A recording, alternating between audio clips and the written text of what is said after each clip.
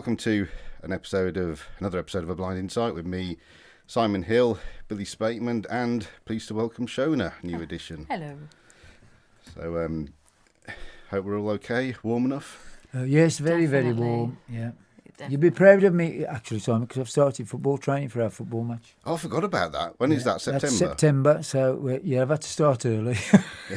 But it was really weird because I haven't played football for maybe 40 years. Wow. And we did the hill climb like a month or so ago now with Action Art, and that was up and down, and that was fairly easy. But I took a ball over the fields the other day and did the old, we'll bang it against the wall and all that. And after about half an hour, because you're just using muscles you haven't used for years, aren't you?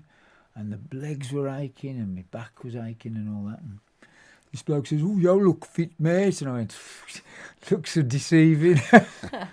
No, it's amazing how you think you're only, even if you're only standing still, but the repetition of the gets. But I think if I, do a bit, and then at least if I can get on for 10 minutes at some point, it'll be all right. Well, it shouldn't. Well, it should have cooled down a bit by then anyway. Yeah. But just you wouldn't want to be doing it in this heat, that's for sure. No.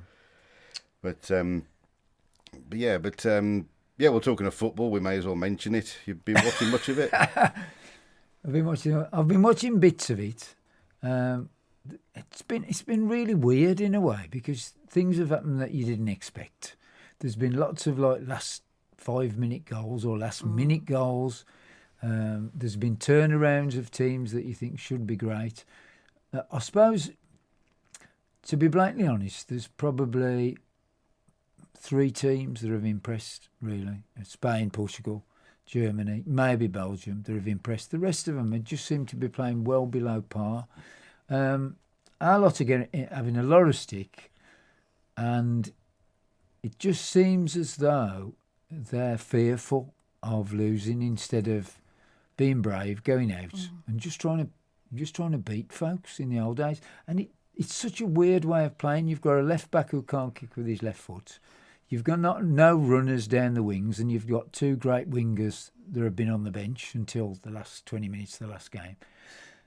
And it's just like, well, now that he's stuck himself to a team, he's frightened to change in case. But I'm sure the crowd, if in the next round they go out and blast it and and play attacking, exciting football and lose, the crowd wouldn't get on the backs because they'd just say, "That's the way we want you to play." Yeah, it's looking likely it's going to be the Netherlands, and I don't know, because that was a great game, by the way, when them against Austria yesterday. And, somebody I know watched that and said how great that game was. I think that's what sort of impressed me as well, is the lower ranked teams, the performances that they've put up. It's all very well moaning about what England aren't doing, but equally, that's the first time Slovenia have qualified for the knockout stage of a tournament. The first time. Other teams have even, like Georgia, for example, the first time they've ever been in a tournament, and they've, put on a decent show.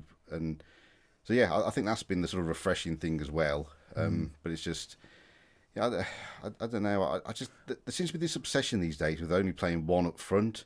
Yeah. And I think with England, to drop Harry Kane would be, well, by and large, met with outrage. But I think he needs someone up there with him, i.e. Ollie Watkins, or you've got to have somebody to run behind. I think there's nobody that runs behind. Same as on the wingers.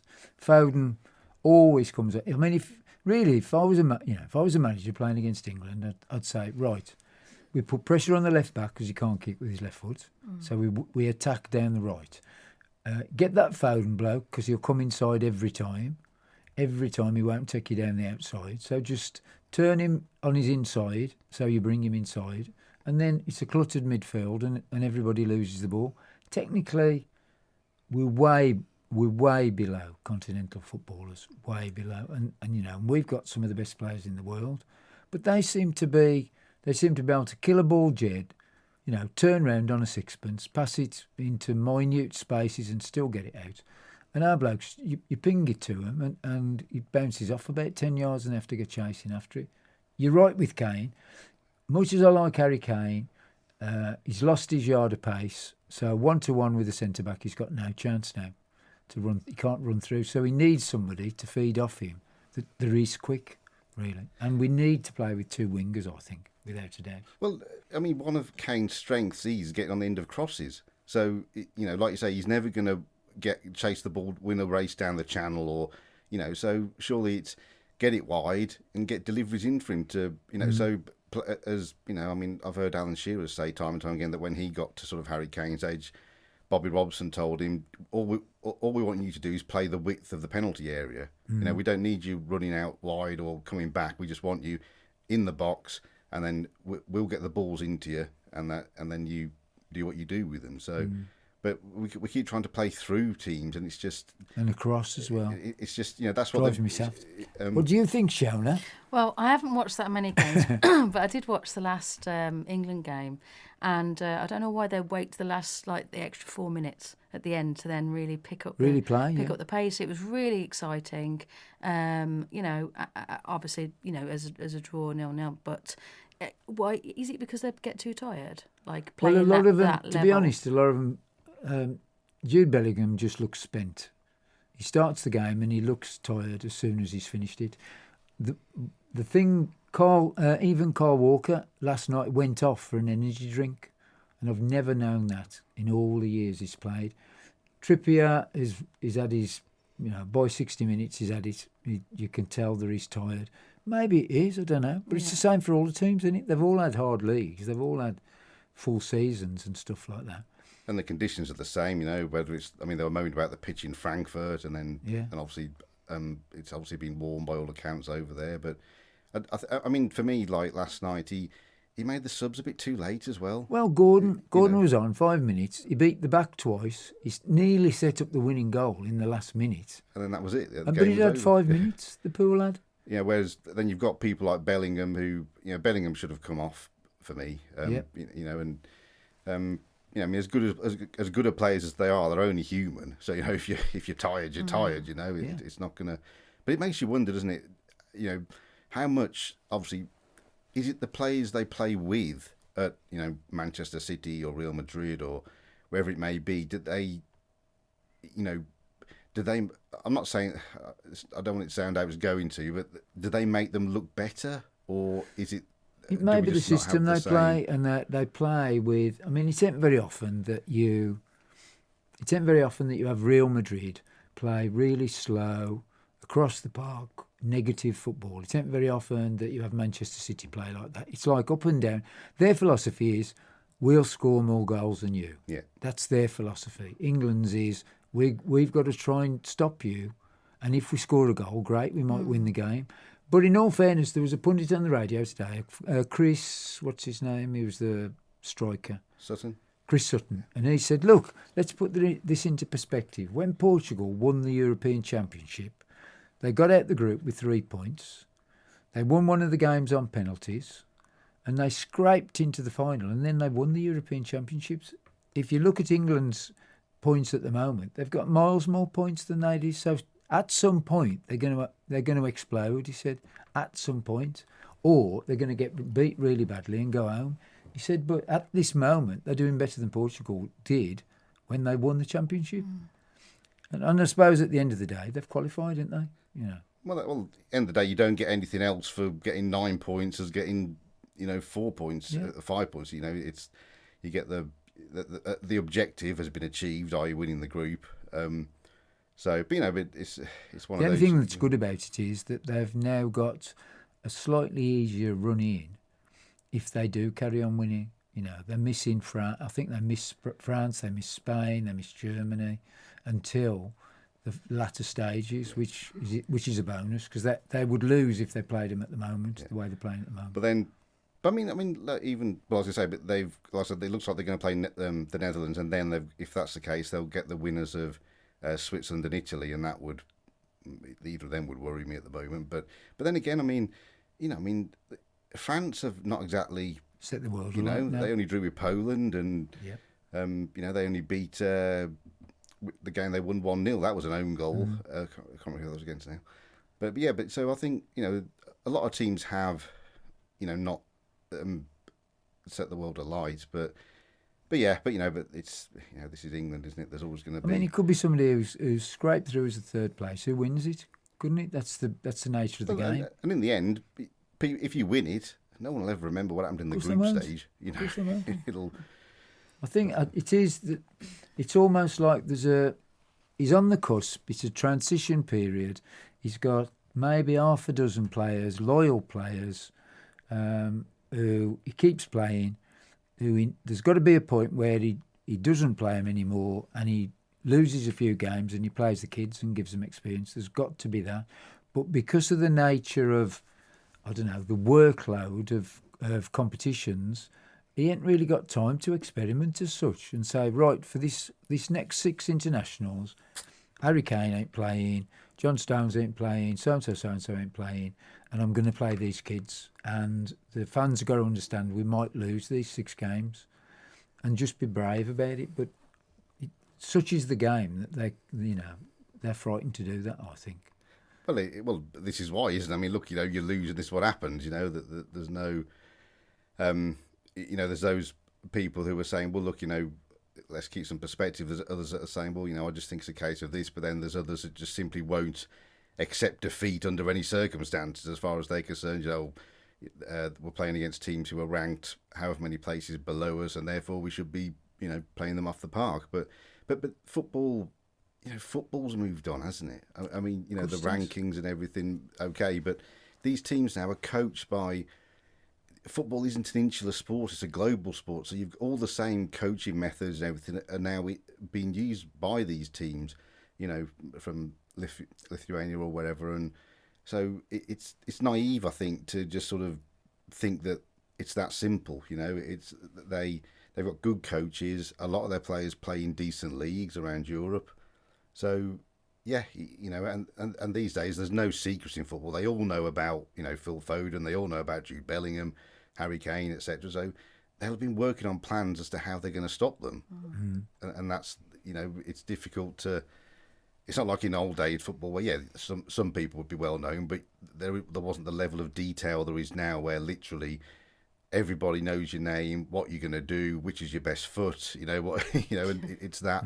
It's that in depth, isn't it? Well, I just find it absolutely amazing that so many professional footballers that can't kick with 2 feet. I mean, I would count on one hand probably in the England team people who have got 2 good feet. They're nearly always right foot. Yeah, Walker is always right-footed. Very rarely kicks it with his left foot. Kane is very rarely left-footed. It's always his right foot. Carl Palmer, he come on and put him on the right wing. He was coming inside every time. He's all left-footed, really. And they're great with the left foot, but it just ain't, I can't understand how you can get paid £250,000 a week and you can't kick a ball with both feet. That's the first thing we were taught when we were like kids. I was going to ask that because obviously you've experienced professional football, and so is it something? I mean, like you say, players obviously do all right without it, but is it something that's demanded at a... It was drilled in from primary school, so you couldn't. Well, at our school anyway, you had to take. If they thought you were going to play for the school team, you'd be 7, 8. You had to take a football proficiency test. And one of them was you needed to be able to accurately kick a ball from the halfway sideline and get it in the centre circle 3 times with both feet. Mm-hmm. And you had to do that right and left foot, among other things. So that was carried through, really. There were some players who were fairly one-footed when we moved to senior level. When I got down to Swindon Town, it was drilled in us, unless you were Don Rogers, who was only left-footed. He couldn't kick with his right foot. Unless you were Don Rogers, every member of every team, first team, second team, youth team, had to be able to kick with both feet. In fact, you'd have exercises where you could only use your second foot. So, say you were right-footed, they'd say, right, all through the game today, this practice game, you can only use your left foot. If you were left-footed, you can only use your right foot. And you'd play for hours. And it was almost like a natural... I mean... That's good. Yeah. But they don't... You'll see somebody, and Foden's got an incredible left foot, but he don't do much with his right, does he? And if I was a fullback playing against Foden, I'd just force him inside every time. All you've got to do is stand in front of him on his left foot. He's got to go inside, isn't it? He's got to. Well, and that's what these defenders are being told, Of course isn't they it? are. Before they step out on the foot, they were said, right, Phil Foden, all you got to do is force him, make him go this way, make him do what he doesn't want to do, and then, and just, maybe boring and maybe frustrating, but you'll frustrate him. That's exactly what you do. You frustrate him. He goes into a ruck of players. He can't pass it properly to somebody because they're all marked. Gets lost, comes out. Or there's nobody out on the left wing to overlap because Kieran Trippier is either too tired or knows that if he gets there, he can't kick it across with his left foot.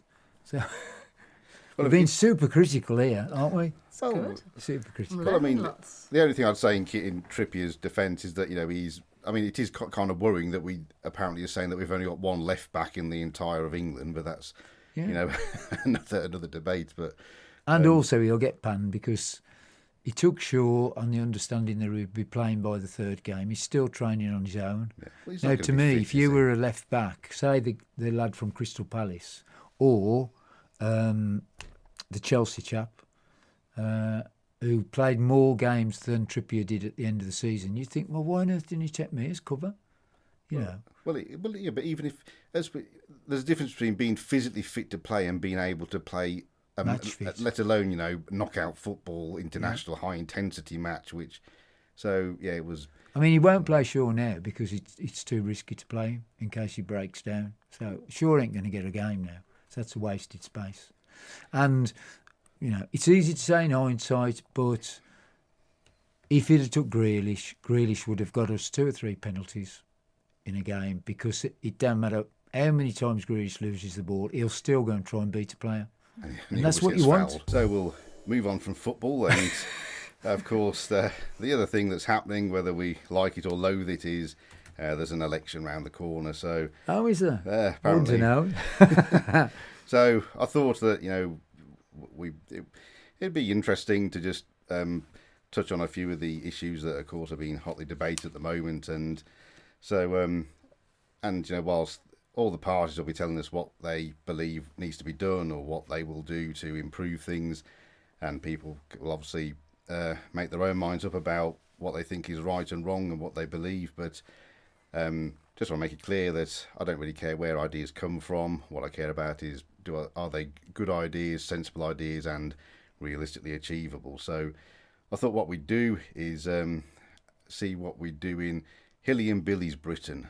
So obviously didn't know Shona would be present as well, otherwise, but So feel free to join in. But I think starting with one of the areas that's always debated and seems to just go around year after year, election after election, and we never seem to get anywhere with the NHS. I think for me, first and foremost, we need to face that it's the current setup just A, isn't working, and B, isn't sustainable. I dread to think how many billions have been thrown at it and this, that and the other.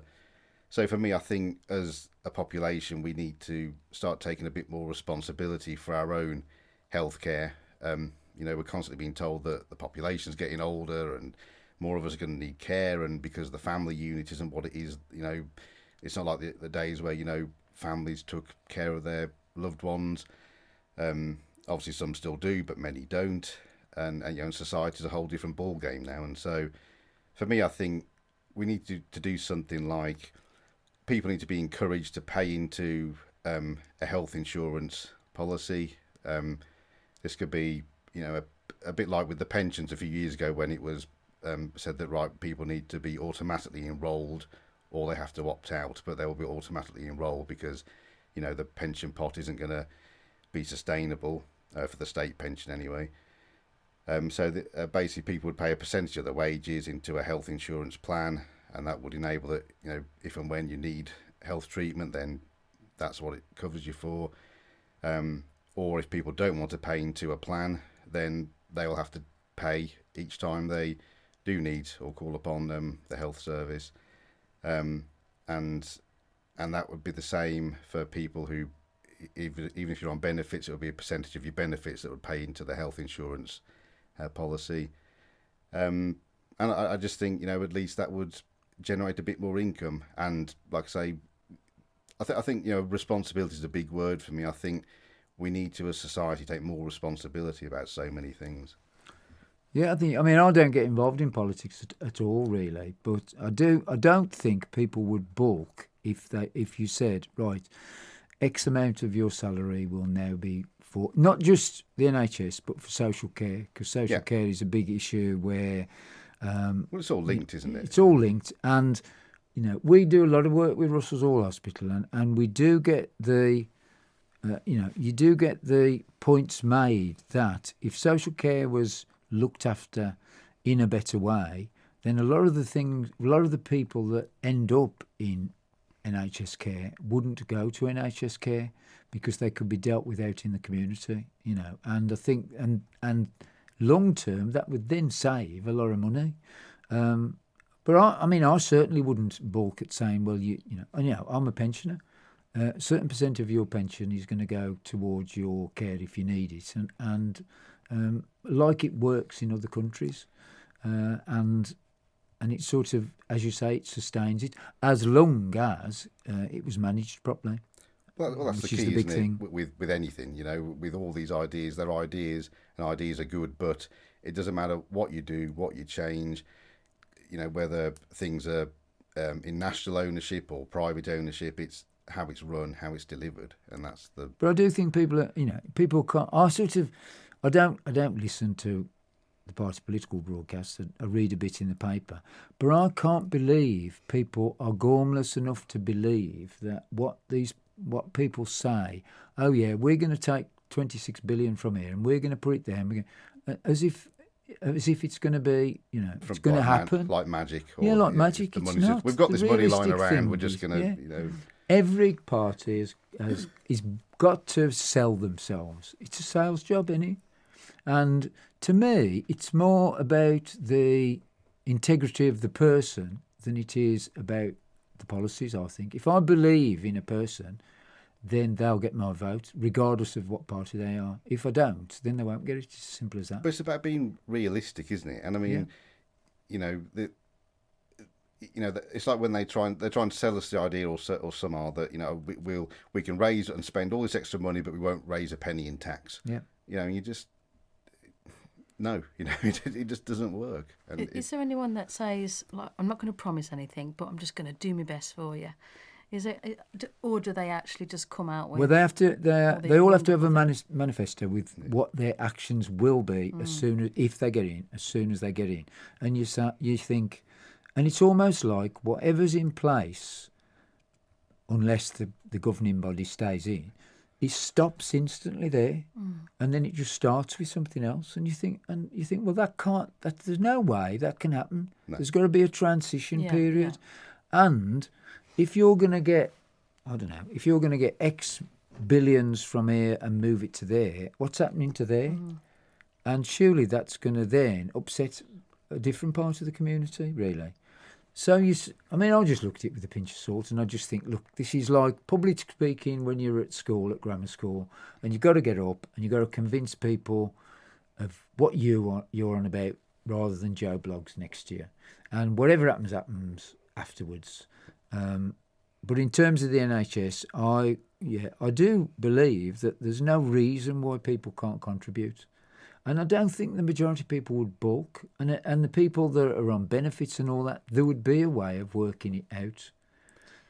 Really would. What about those people that have got, sort of genetic problems or, long-term health issues that might see that as unfair against, the neighbour who has lived long and healthy and not had any problems nor had to contribute anything to the healthcare. I think it'd have to be really carefully monitored because, in social care, you could, when Katie, who comes to the dementia show, she looked after 36 people. 2 of those 36 people were self-funded. So, but they got nothing extra because they were self-funded. So they would have to buy, they'd have to pay for their own haircut, they'd have to pay for all the board, they'd have to pay for any extras. And the lady in the next room didn't. For whatever circumstances, she didn't. But they didn't get any extra because they were self-funding all, just because that for some reason their life journey had left them in a better position than the other person. And so it'd have to be really careful that you didn't say, oh, well, you don't fit the criteria, so you can't have this. It ain't as easy as saying, oh, this is blanket, it's going to be across the board. It would really have to be thought out. I mean, it's a bit like, as myself having, I had cancer as a child, so because of that, then potentially I'm more at risk of getting cancer a second time than somebody is getting it for the first time, so I'm told. Yeah. But, so I think, but I mean, obviously all this is on record, it's documented what you've had, if it's genetic, so, there could be, if it's going to be, I mean, it's a bit like, at the moment, some people don't have to pay for prescriptions and things like that. If there is a genuine case, and this is the problem, isn't it? There isn't enough time to go through everything on a case-by-case basis. So these blanket ideas that get thrown out cause more sort of worry than help, because people thought, well, what about this? And there's so many circumstances. But again, if it's managed and looked at properly, and there would be. And at the end of the day, it's a bit like, I don't know, I've owned a house now for, 15 years or whatever. I've paid insurance, and I dread to think how much I paid in house insurance, but touch wood, I've never had to use it. It's that kind of luck, isn't it? Yeah. You pay for these things and you hope you won't have to use them. Yeah. Is the reality. You pay for it, but you hope you won't have to use it. And you've always got to factor in the people that work the system. Yeah, well, that's the problem. Because there's bound to be that. And those are the people that, that would offend the other people. Oh, well, just so-and-so, so-and-so. And you go, well, that's the fault of the system. The system's got to find a way of getting round that. And also, I think you've got to be really careful that you don't penalise, for want of a better word, some person, some individual that's worked the socks off all their life to make sure they're comfortable. And you say, well, just because you've got X amount, we're going to penalise you more. You've got to pay more. It shouldn't be like that, should it? There's got to be a fair. I mean, I don't know. I ain't a politician, but there's got to be a fair way of doing it. You should never be penalised for, if you've got yourself into a good position through working hard, saving, investing in a pension, basically doing all the things we're advised to do effectively. Then you should not then be penalised because, basically, you've got to be penalised, but people who haven't been as prudent as you, or haven't got the means to do it themselves, but that's because of the decisions they've made, whereas you've taken the sensible and good decisions, but yet end up, because that then puts people off thinking, well, why have I bothered? And that's the problem. What, because then they have to pay for their own? Well, because they then have to either pay for or they get taxed more. Like there's rumours at the moment that pensioners might be getting taxed on their pension, and you think, well, you've already been taxed on, you've worked all your life, paid tax, and then you're going to be paid on your taxed again on your retirement fund. It's that kind of thing. So it's but I mean, the only other point I was going to make about it relating to pay, because of course we've had all the strikes going on and everything, and I think it needs to be, and this isn't just something I've dreamt up, I know people who work in the NHS and talk to people, I'm sure you're the same, and it's been stated more than once that there's as many, if not more, non-medical people working in the NHS, i.e. layers of management, admin, etc. So how much that's costing, goodness knows. So for me, there needs to be an overhaul of the management structure, a reduction in personnel, and therefore more money then can be given to paying the medically qualified staff. And in terms of how much that is, well, let's look at what other countries again are doing, and how much, because we keep being told we're losing people to other countries. So let's look at what other countries are paying and let's match it, and use that money that's saved from paying other people that aren't medically qualified to keep the medically qualified people here within the NHS.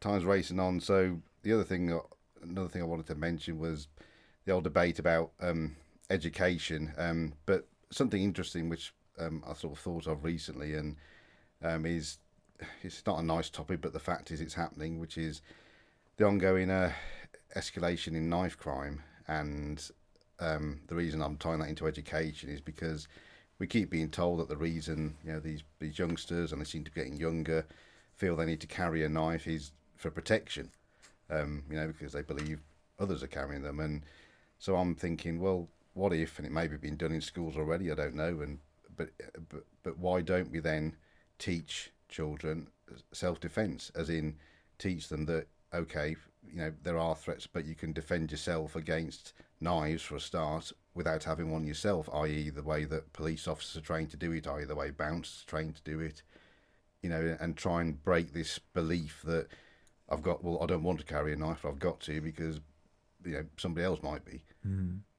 There was a documentary, or was it a piece on the news, where they were up in Middlesbrough and they were like 13-year-old kids that have got machetes down the trousers, and the reporter said, well, why do you feel you've got to carry it? And he said, well, it's just the nature of the game round here now. If you don't carry it, somebody else has got one. So it almost like compounds on itself, doesn't it? In a way. Well, there's a vicious circle. If they see one with it and they think, oh, well, we better get one then and put it down. Do you think in some cases that might be maybe an excuse, and it's just, they want to look like, have this image? It's macho. It's being part of a tribe, without a doubt. I know at St Michael's they're very, very strict, and there have been reports of kids bringing knives into school, but they do come down really hard on kids if they find that or anything like trolling or anything like that during schools. And it's a difficult thing because I think there's just so much that influences kids now that there was never there when we were growing up. Well, it makes me wonder, like, how much, we can joke about it, but somewhere along the line it seems that this crossover of the internet and virtual reality and video games, whatever it may be, has got into real life, as in they don't understand the consequence of, if you attack somebody on a computer game, they'll just get up again or whatever, whereas, it really neutralises trauma, I think. It makes it not real. Because nowadays, if you saw, I don't know, Roy Rogers kill, some bloke in The Cowboy, it'd be real. Oh my God, look, he's dead, and it was quite plastic. But now, because there is, particularly we've got a new group that's just started a video game show on Extra, and the way they talk about the brutality and the soundtracks in these games. And I'll say to them, well, doesn't this neutralise trauma for kids when they're watching it? Oh, no, it just teaches it. I said, well, to me, they just get used to death and violence and it becomes second nature to them.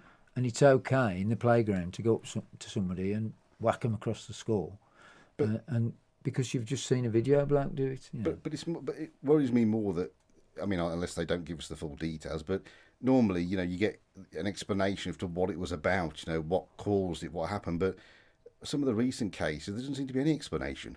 No. It just seems to be they just wanted to do it for whatever reason, and it's so. Yeah.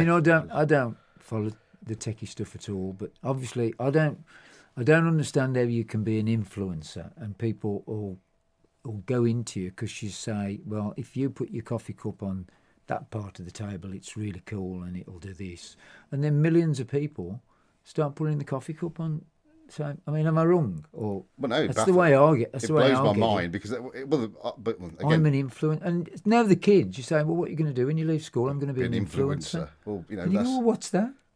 But clearly they see it working for these people. Yeah.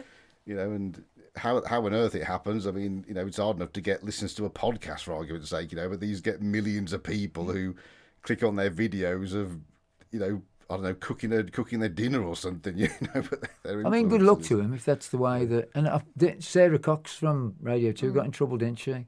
Because she mentioned that she could, I don't know who it was, Ben Shepherd or somebody. She mentioned that she could show him how to make loads of money on a site just by, and he'd not got to move his chair, he'd not got to leave his chair. And he made insinuations about, her making loads of money. And she says, well, give me your phone and I'll show you. And she clocked onto this site and said, you have an idea, you put it on this site, you'll get people, sponsoring you and all that, and within months you'll be a millionaire. What site was that then? I don't know. But it's so easy, isn't it? But they make it, but then you think, is it, you don't believe it, do you? You think, no, it can't be that easy. But then, for some people, it's where the audiences are, works, isn't it? Yeah, it's a different audience now. It's a virtual audience, for want of a better word, than a physical audience, where you've got to go out and graft And maybe it's the backgrounds that we've come from or I've come from. Similar with our busking for charity, people are totally amazed that we don't have a Just Giving page, that we don't have this. And I've said, look, I physically want to see the person who drops the money in the bucket. And it doesn't matter to me whether we get £10,000 less than we could have got. Yeah. At least I know who's given me that money, why they've given me that money. And in many cases, they become part of the community because they'll come and tell. I was talking to Simon on the bereavement show, and I said we've watched an old fella in Alzoin who came every week to drop a few coppers in, and for want of a better word, for a long time he was very, very dishevelled. And then he told us one day that his wife was in care and he has to go and see her, and he's backwards and forwards, he ain't got time for anything. And then the one Saturday he came and he was clean shaven, he got a collar and tie on, and we said, oh, and he said, oh, my wife's passed away. And it was almost like it was a relief as part of his grief, but he was trying to prove to his wife, now that he'd got time, he could look after himself. And I said, we wouldn't get that if it was somebody on Just Giving. We wouldn't get that story. Yeah. It's about communication, isn't it? Well, I did as listeners and you know, Billy, I did a fundraiser myself a couple of months ago, and we used Just Giving, and for some reason I found it really annoying when people donated anonymously because I couldn't send them a message to say thank you. Yeah. So you know, I mean, why they'd want to do it anonymously, I don't know, but yeah. So again, it's a detached way of doing things. Yeah, it's a detached way. I'm not decrying that people shouldn't use donations are donations, but it's just not for me. No. It's not the way that our philosophy works, really. So, how long we got? We've got about 2 minutes and a bit. All right, well, I'll just finish the bit on education. What we'll do is it'll be after the election, but it doesn't really matter. But we'll carry on this into another episode because I always thought an hour would be probably not long enough, but the other thing about education, I think, is I met a young lad in the course of my work this week for the DWP, and he's 19, so 18, 19, just come out of college, and he was basically, long story short, he seemed to be sort of like he wasn't doing the right thing because he didn't really want to go to university like he was sort of being told to, or his friends were doing. He said, well, I don't really know what I want to do, so I don't really know what I want to study for the next 3 years. I want to carry on working, get some experience, and I felt like saying to him, well, that's fine. We've created this thing now where, and I was the same really. I was one of the very few in my year group who decided not to go to uni because it felt like all I'd ever done is go to school, and I wanted to sort of do something different. And I think now people are sort of made to feel like they have to go to uni. If they don't get the grades or don't want to, they feel like that reflects badly on them, or they're somehow inadequate, and that obviously dents their self-confidence. And I think we need to get back to saying to people, look, university isn't for everybody, and there's nothing wrong with.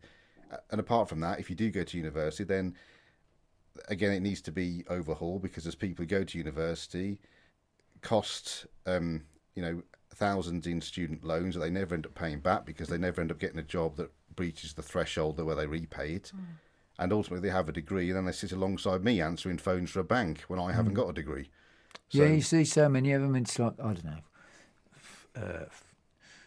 studies of ancient Greek mythology to so and so, and you sort of say, well, whenever you're ever going to use that, if you're not, and they go, I'm not going to be a teacher. Yeah, that's one thing I'm not going to do. Well, what are you going to do? You can't. Everybody can't be an archaeologist. Everybody can't. Isn't it about just personal achievement, though? Yeah. So even if you're not going to use that, well, yeah, it's a you discipline. Can say, you can feel you've done that. And it's a discipline, without a doubt. But then, does it not cheapen the degree as a whole if more people have got them? As in, like, if you're an employer, yeah, possibly, and you sit there looking at your CVs and they've all got degrees, so now what? Now you have to look further down at A levels or whatever the next bit is, and. But it's all about personality, I think, anyway. You've got about 30 seconds, so we'll have to continue this on the next show.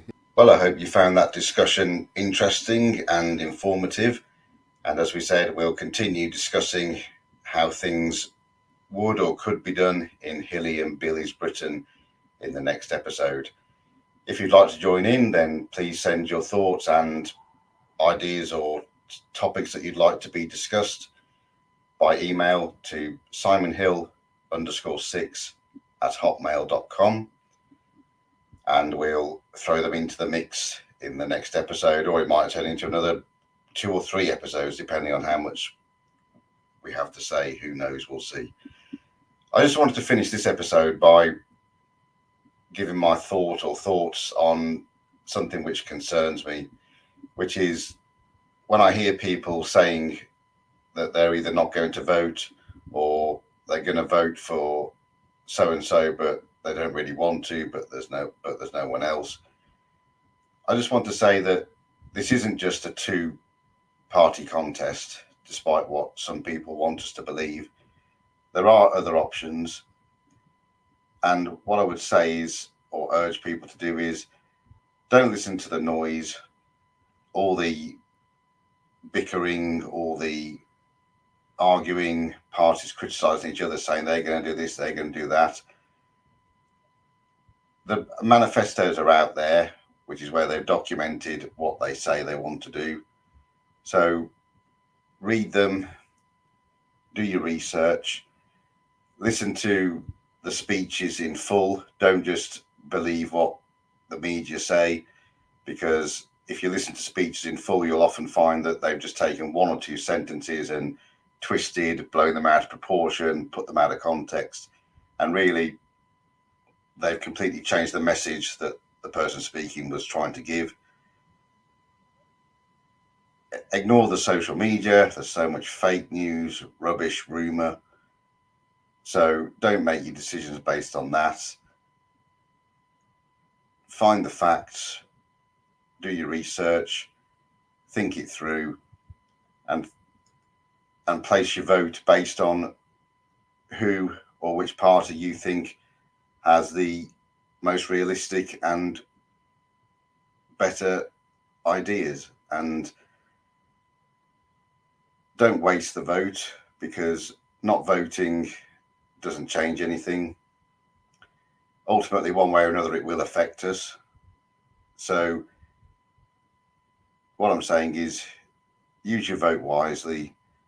Don't just vote for someone because you think there's no alternative, or because that's what someone else says to do, or that's what the media are saying. Make your own decision, make it your vote, and make it count. Because if we want things to improve or to change or to be done differently, then we need to vote for people who are going to do that. So that's my thoughts. So hopefully people will take it on board and not turn up, or, as I say, vote based on flimsy reasons. But the next episode, when it comes, we'll know what the result of the election is. So we'll see what that brings, and we'll discuss that. In the meantime, take care, and we'll see you then.